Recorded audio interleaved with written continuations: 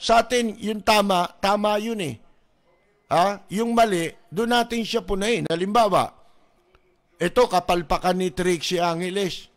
Kaya yan, di na dapat ma-reappoint yan eh. At kung hindi makapal ang mukha niyan, magre-resign na yan. Wala na yung amo niya eh. Si Vic Rodriguez. Mga kaibigan. Eto.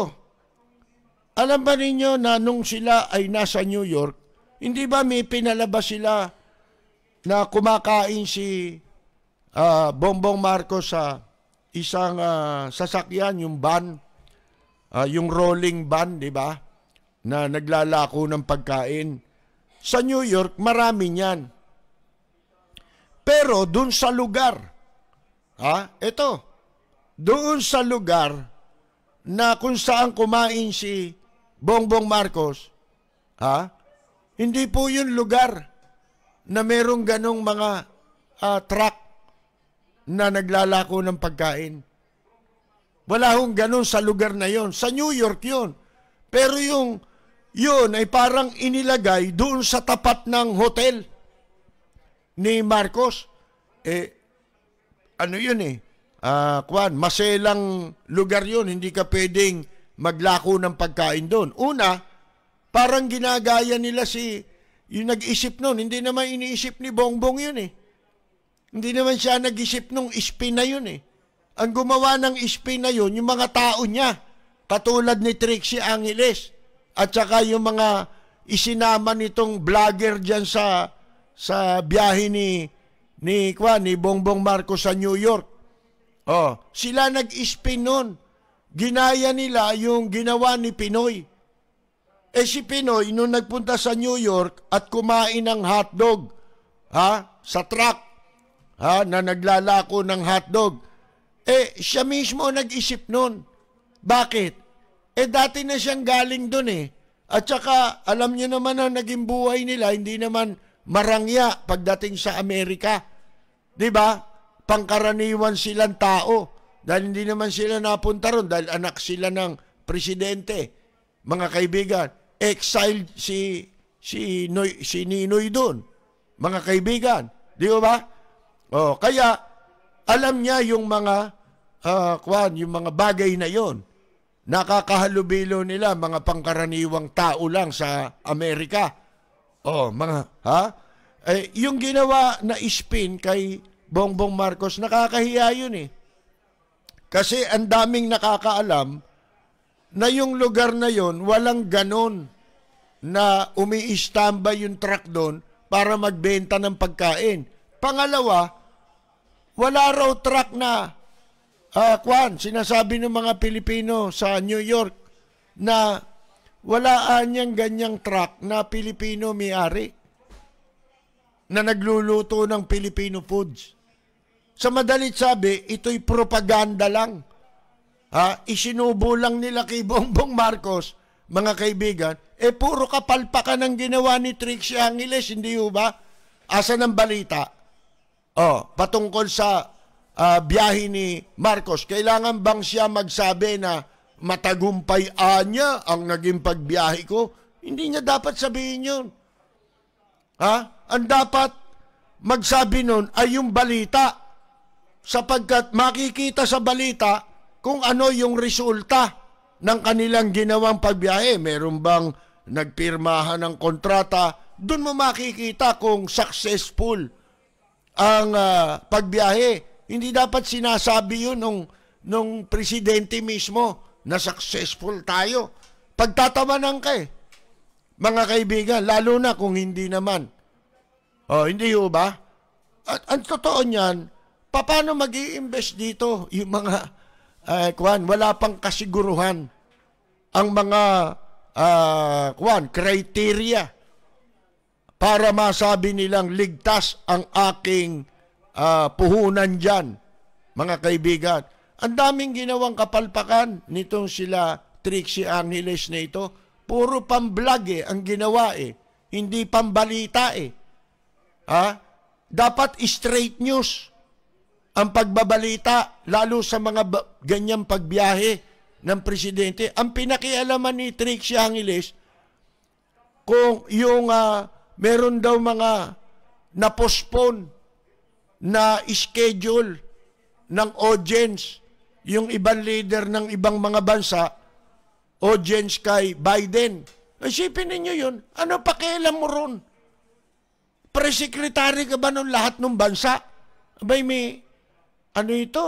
Nalagutan yata ng ugat sa utak ito eh. Si Trixie, ha? Mga kaibigan.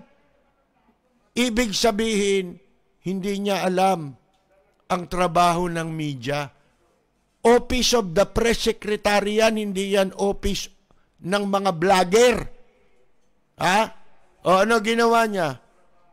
Gumawa kaagad siya, pagdating nila ron. Pinakunan yung sarili. Ha? Sarili niya, nakaupo sa van, ha? Naglalakad sa karsada. Pagkatapos kinuha niya yung tagpo ng speech ni Bongbong Marcos sa Indonesia, na ini-introduce siya, pinagdugtong-dugtong niya yon, para mailagay niya doon sa kanyang vlog, mga kaibigan. Isipin ninyo, ang bida siya. Yan ang napapala. Yan ang malaking pagkakaiba. Katawa-tawa eh. Pero ako hindi ako natatawa. Gusto kong tadyakan eh. Sa totoo lang eh. Binababoy ninyo eh. Pera ng taong bayan yung ginamit dyan, tapos gaganyanin nyo lang. Kahit ba hindi namin presidente yan eh, na sinuportahan eh. Nakakabwisit kayo. Di ba? Ang sarap palukpukin sa ulo eh. Ano itong pinagagawa nyo? Trabaho ng vlogger yung katarantaduhang yan. Mga kaibigan, isipin ninyo eh, kukunan yung sarili, tapos sasabihin napusponan niya. Siya lang ang hinarap. Yung iba pinospon para maging exclusive si Bongbong. Wala naman red carpet doon. Sana naglatag ng red carpet si Biden. Kung talagang special yun. Di ba? Hindi naman state visit yun eh. Yung state visit, yun. Exclusive yun. Mga kaibigan, may exclusivity yun. Merong mga kung ano-ano seremonya yun. Ito hindi. Official. Iba ang official. Sinabay lang yung audience kay Biden. Tingnan mo kalokohan itong mga ito. Sasabihin mo kumain sa Pilipino ng bulalo. Paano magkakakain ng bulalo yan dun eh? Wala namang Pilipino pala ayon sa mga taga New York na merong ganong negosyo.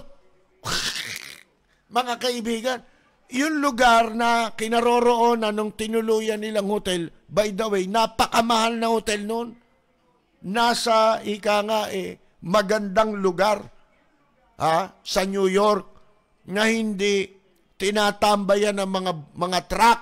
Kasi kumakain sa truck, yung mga yung mga naglalakad, di ba? At yung mga hindi masyadong walang masyadong pera. Otherwise, sa restaurant kakain yun. Kaya nga meron mga truck na ganun eh. Kumbaga, vendor yun eh, dito sa atin eh. Kamukha nung mga nagtitinda rin dito, di ba? Na merong kariton. Yun, medyo class lang ng konti dahil meron silang truck. Malaki, merong lutuan doon. Bagay, yung kariton, may lutuan na rin ng fishball yun eh. Di ba? Tsaka ng kung ano-ano, kikiam. Mga kaibigan. Pero, hindi dun sa lugar na yun. Talagang, nakakahiya pa. Hindi naman ginagawa ni Bongbong Marcos yun. Alam naman natin eh. Na medyo sila eh. Social sila eh. Di ba? Hindi nila ginagawa yung katulad nila Noynoy Aquino, di ba? Na namuhay sila ng karaniwang tao sa Amerika. Kaya, unang-una, hindi ka panipaniwala, nakakahiya pa.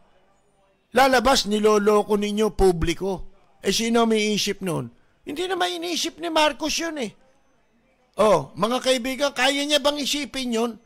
Magkukunwari ako, kakain ako sa karsada. Sila nakaisip noon, akala nila, nalimutan na yung ginawa ni Noynoy doon sa New York nung siya pumunta rin sa New York nung kanyang panahon. Hindi ho ba kumain ng hotdog doon sa truck? O, yung naglalako ng hotdog, mga kaibigan. Kasi sa kanila, tanghalian na yun sa mga Amerikano. O, sasabihin mo, bulalo. Wala naman palang Pilipinong ganun doon. O, press release lang yun nanloloko palibasa mga vlogger. O, hindi marunong gumawa ng talagang straight news, mga kaibigan. Arte ang ginagawa nito. Katulad nung mga nakikita ninyong hindi totoong nilalabas nila. Palibasa, hindi mga totoo, nasanay sa hindi totoo. Tapos gagawin mong entourage. Gagawin mong delegasyon ng media.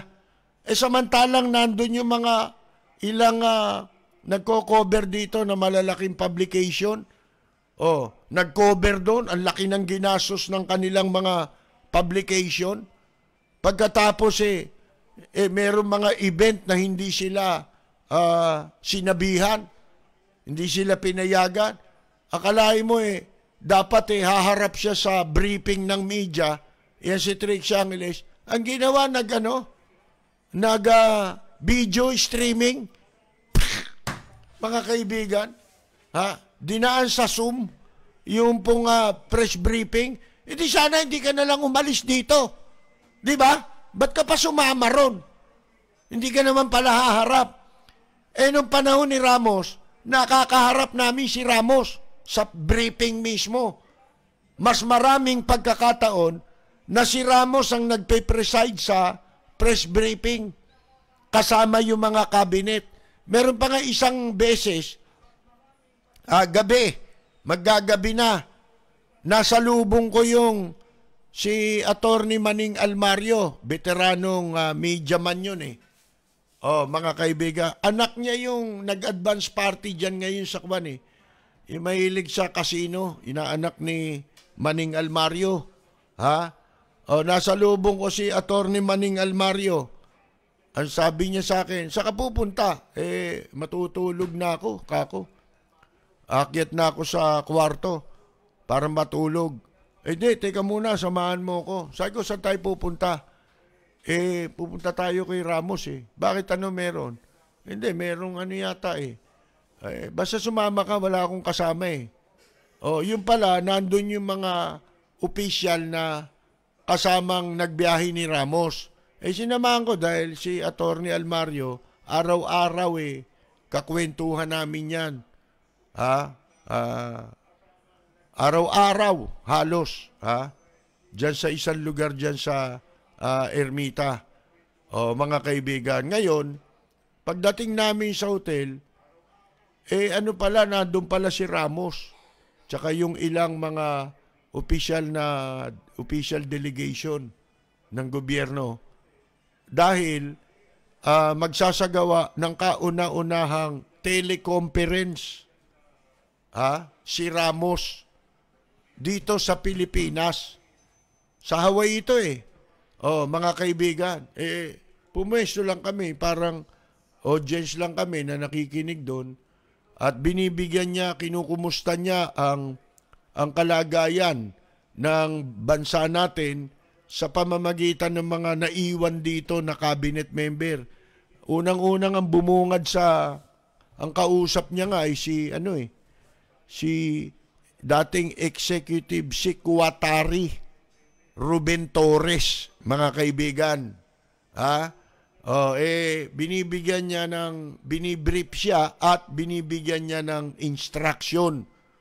Yun yung kauna-unang teleconference. Anong taon yun, mga kaibigan? Kundi ako nagkakamali, kwan yun, na 1997 yata yun. Sa Hawaii. Mga kaibigan. Etong si Trixie Angeles nag-briefing sa pamamagitan ng video. Wala namang COVID. Hindi naman laganap ang COVID ngayon. At saka sa Amerika, wala na nagpe-face mask. Hindi ba? Anong dahilan? Di sana dito ka na lang. Hindi ka na sumama ron. Ganon din lang pala gagawin mo. Di pag nag-briefing, hindi pa gumastos ng katakot-takot ang gobyerno.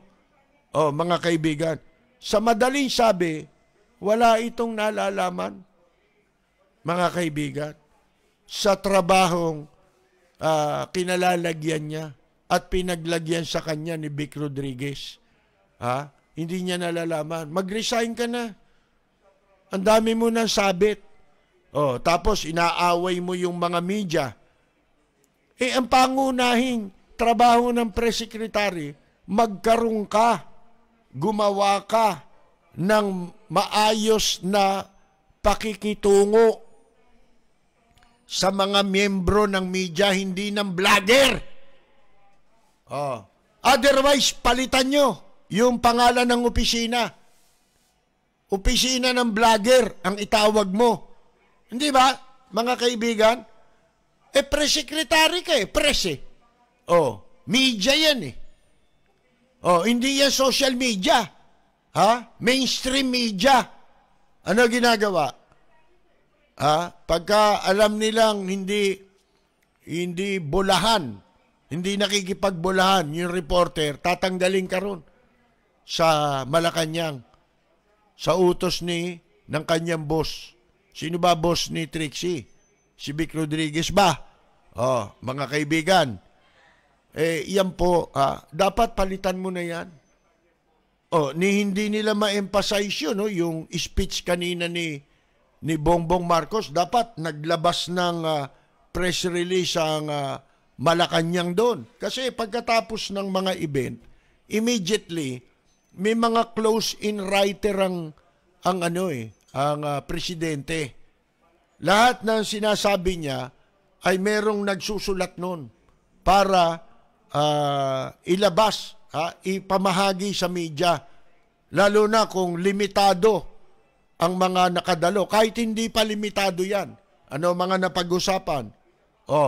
Mga close-in writer yan tapos, magawa nila ang istorya, ipamamahagi yan sa media, na ando na yan sa mga nasa media kung paano nila dadagdagan ng iba pang sustansya yung balita para maging news ang dating. Hindi ho ba? Para sa mas madaling maiintindihan ng publiko. Kasi hindi naman komo isinulat ng close-in writer pang material na para maipublicize sa pahayagan. O kaya gamitin ng mga himpilan ng radyo at telebisyon, mga kaibigan. Siyempre, gagawa ng ibang anggulo ang mga kanya-kanya yan Kaya makikita mo kahit isa ang okasyon, magkakaiba pamagat, di ba? Sa mga periodiko. Mga kaibigan, talagang pinipili.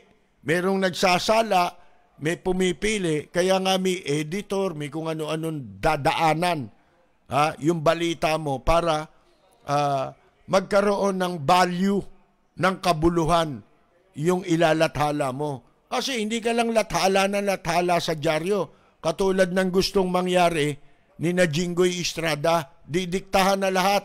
Pasweldohin na ninyo ang media. Magtayo na kayo ng Department of Media. Di ba?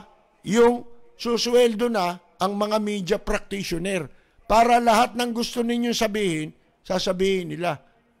Hindi ba?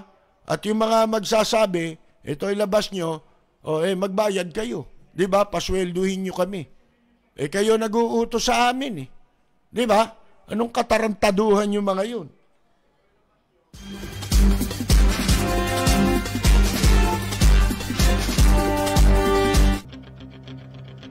Walang preno kung bumatikos. Malalim at makatwirang komentaryo. Mag-ingat ang mga politikong gumagawa ng kalokohan at baka kayo ay tamaan ng Rapid Fire!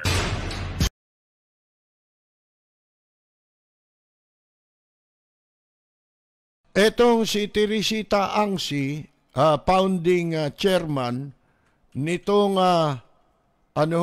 grupong Movement for the Restoration of Peace and Order or MRPO. sinabi niya na ang mga krimen na nag-uugnay sa o may kinalaman sa Philippine Offshore Gaming Operators o POGO, hindi anya ito yayabong yung krimen na yan, kung hindi dahil sa mga korap na tao sa pamahalaan. Yan ang sinabi ni Teresita Angsi sa isang forum, mga kaibigan. Ang sabi niya, in answer to a question, bilang sagot sa isang tanong tungkol sa corrupt government agencies being involved, nasangkot. Number 1 na dyan, PAGCOR. Diba? Yes, I can say that it is true because our front door is wide open. Totooan niya yan. Tinanong siya mga kaibigan sinabi niya na ilang mga nagtatrabaho sa pamahalaan ang nakikipagsabuatan sa mga sangkot sa iba't ibang nefarious activities sa POGO. Kasi nga bukas daw ang maluwang ang ating pintuan. Sabi ni Teresita Angsi, meron siyang mga information mula sa social media platforms katulad ng WeChat about offers to remove the names of some POGO workers blacklisted by the government in exchange for 1 million to 3 million. Mga kaibigan, immigration ito. Para mapatanggal mo yung blacklisting o sa blacklisting yung mga pangalan ng mga blacklisted, magbabayad ka ng 1 million hanggang 3 million. Immigration ang pwedeng gumawa nito. Pwede ring kasabwatang hukuman. Pwede ring may ganyan. Kukuha ng court order.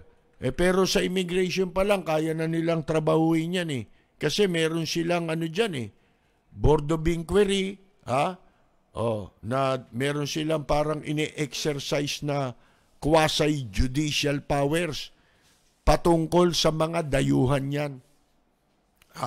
Mga kaibigan, pwede silang magtanggal ng nasa blacklist, o pwede kang ilagay sa blacklist kahit wala ka namang kasalanan.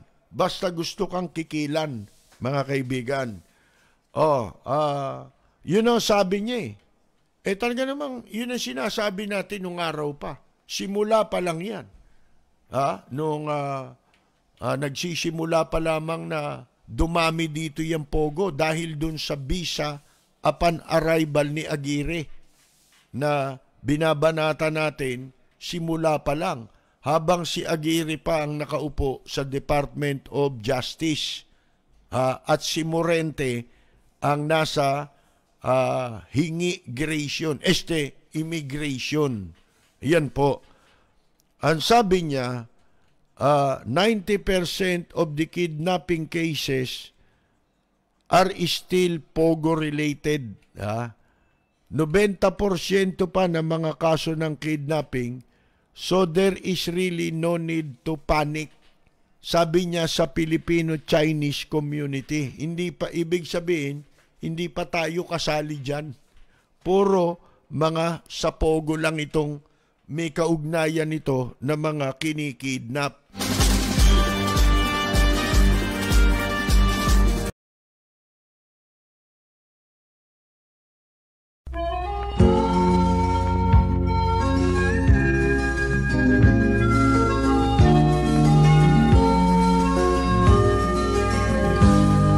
Sa bayan ko ay isa ang lahi, dito'y wala ang pagkukunwari.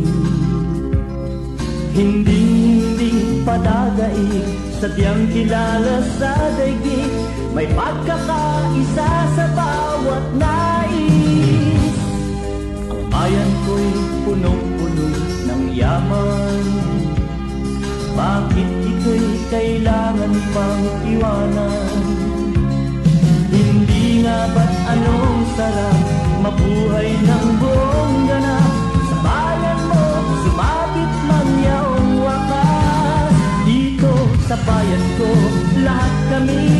pantay-pantay, walang nang aapit, ang pag-ibig ay tunay. Dito sa bayan ko, dito'y makikilala mo ang isang kaibigang nagmamahal sa'yo.